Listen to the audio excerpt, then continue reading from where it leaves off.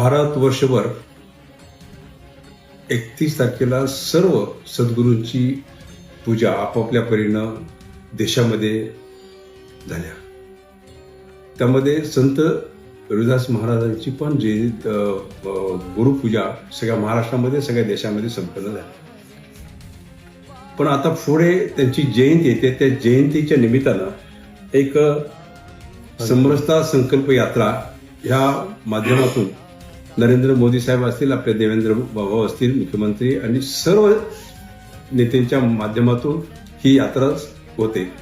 वाराणसीमध्ये ह्या यात्रेनिमित्त एक कार्यक्रम मोठा झाला. त्या कार्यक्रमामध्ये वाराणसीमध्ये जिथं संत रविदास महाराज जन्मले तिथली माती घेऊन हे कलश तयार केले. ते प्रत्येक राज्यामध्ये कलश पाठवले आणि प्रत्येक राज्यामध्ये कलश गेले.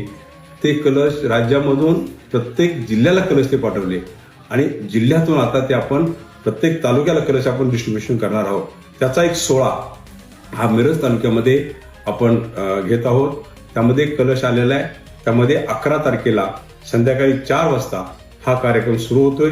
एक कलश एका रथामध्ये ठेवून संत रविदास महाराजांची सद्गुरूंची प्रतिमा ठेवून त्या पद्धतीने एक रॅली निघेल.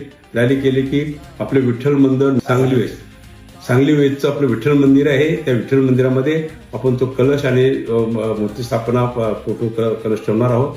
सगळ्यांचं दर्शन घ्यायला तिथं आपल्याला मोबा मिळेल. सवलत दिला आणि त्या माध्यमातून तिथं आरती विरती होईल आणि त्यानंतर आपला प्रसाद होईल.